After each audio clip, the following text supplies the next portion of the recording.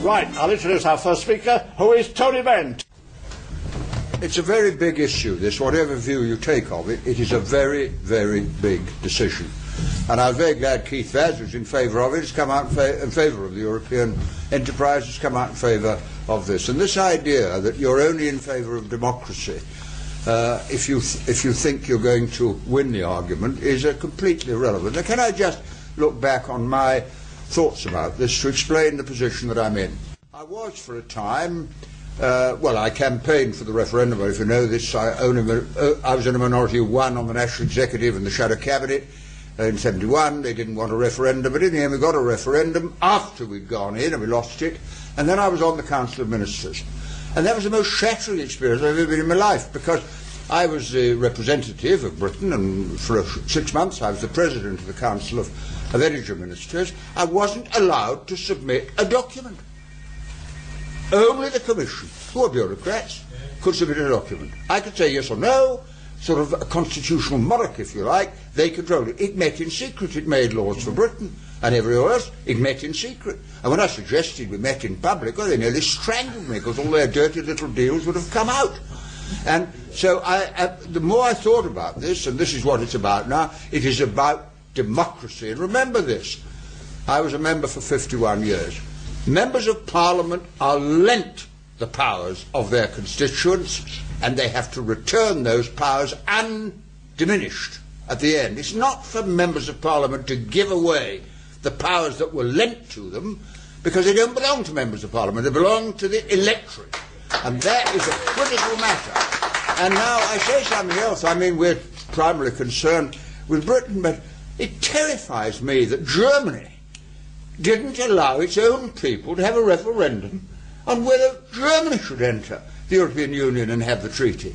And you know, before the war, Hitler wasn't exactly a Democrat, and that practice of everything being decided at the top has been carried on to that. France had a referendum, defeated it, and now Sarkozy is trying to bypass it. And we live in a continent where increasingly power has gone to a group of people who are not elected, cannot be removed, and don't have to listen to us. I mean, Mandelson's a very powerful man. He wasn't even elected by the House of Commons. Blair appointed him under the royal prerogative. And Mandelson doesn't have to listen to us. With all the defects of our democracy, the reason governments listen to people is because you get your power from the people. I mean, being an MP, you know this, we're in a very unusual position. You're one employee and 60,000 employers. Everyone in your constituency employs you. The bus driver, the street sweeper, the home help, the policeman, they employ you. You can say what you like and always have done, but they can get rid of you. Because they can get rid of you, you have to listen to them. Mandelson doesn't have to listen to anybody. And it is the most bureaucratic, terrifying system in the world. And it's being imposed on us on the grounds it's tidying up.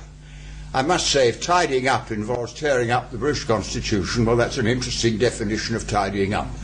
And I think this argument is an overwhelming argument. Now, there are other views of Europe.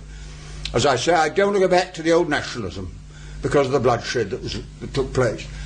You could have a United States of Europe. You could have a president and a Congress and a House of Representatives. I mean, it would be wholly unwieldy, but you couldn't complain about it. After all, America isn't governed by a commission. Would you want this country governed by a commission?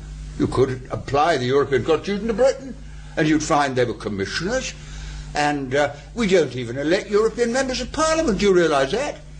You vote for the party. I can't write to an MEP and say I won't vote for you again, to write back and say, Tony, you never voted for me in the first place. You voted for the party, and Blair decides who is the candidate.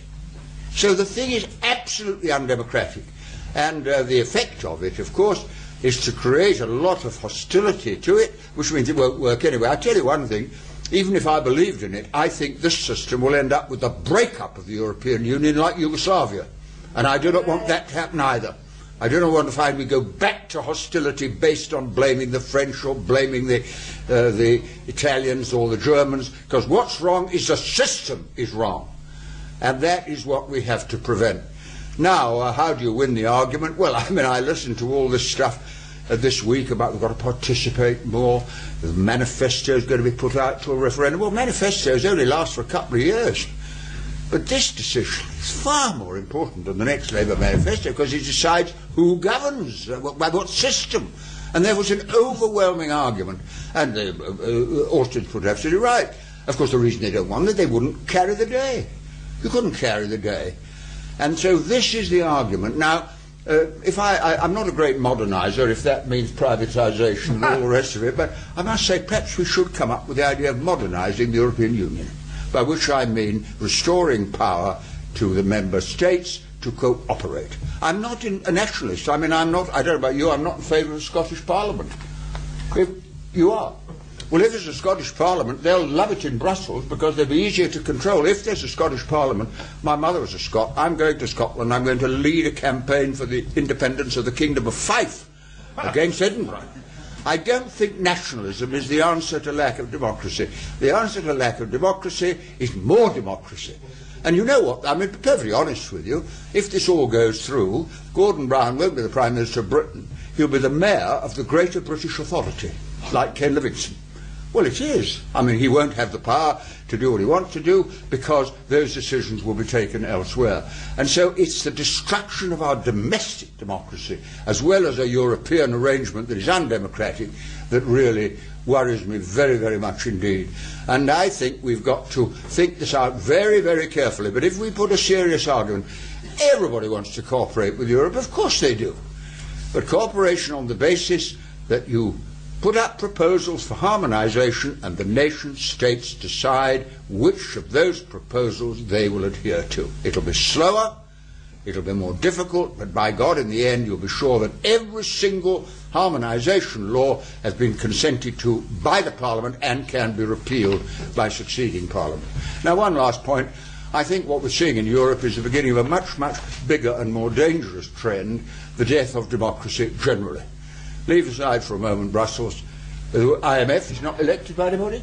World Trade Organization not elected anybody. Multinational corporations are more powerful than nation states. They're not elected by anybody. The central bank in Frankfurt's not elected by anybody. And funnily enough, one of the most successful countries in the world is Norway. Norway, why are they successful? I tell you why. They nationalised their oil. When I was Energy Minister, I managed to get hold of 20% of the North Sea oil, which Thatcher sold off. But Norway got the lot. And I was talking to a Swiss general the other day. I don't normally talk to generals, but he happened to come and have a chat to me. And they have the referendum as the basis of the principle. And they said, we're never going to go into the European Union. And you see, we don't have to go this way. This idea there's no alternative, as Mrs. Thatcher's phrase it, it's completely untrue. We have a choice. It's an important choice. And we're making a democratic argument that should appeal to people of all opinions, not just political opinions, but even those in favour of the new treaty should have the guts to say, not only am I in favour of it, but I'm in favour of it being introduced by the consent of the British people. So I think the challenge to democracy is a big one. We've seen a bit of it at this conference. Very interesting conference, this. No resolutions and no bookshop. You can't hear anybody's ideas. The only book you can read, by the way, is Alistair Campbell's book. It's been sold at the party headquarters. Funnily enough, when it was Alistair Campbell's book came out, I thought there'd be a Harry Potter queue outside the bookshop, so I got there early, in case they all sold out. Nobody there, and I said to the girl, have you got the Blair years? And she said, how do you spell Blair? And that somehow said it all. Comrades, we've got a very important argument, just like the Chartists and the suffragettes, we're about democracy. And democracy will be fatally damaged in Britain and in Europe if we go along with a system that has no firm democratic base. All I've got to say, I've tried not to be controversial at 82, and I try just to put simple arguments, but I fully support the Safeguards Committee, and John's reports are brilliant. I don't know if you collect them, but I've kept every one he's ever written. I'm going to publish the collected works of John Mills one day, because it sets the whole case out so clearly. And Austin's Championship and others. Peter Shaw would have been on the platform if he'd been here today. So thank you for asking me. I'm sorry I've got 4 more fringes, but when you've retired, everyone rings you up and says, will you do a meeting? They seem to think you've got nothing to do. So I'm going to slip off to them, but thank you for asking me. And I think we have a good chance of winning this, because the public are with us, and you can't defy the public forever on really big issues. Thank you for listening.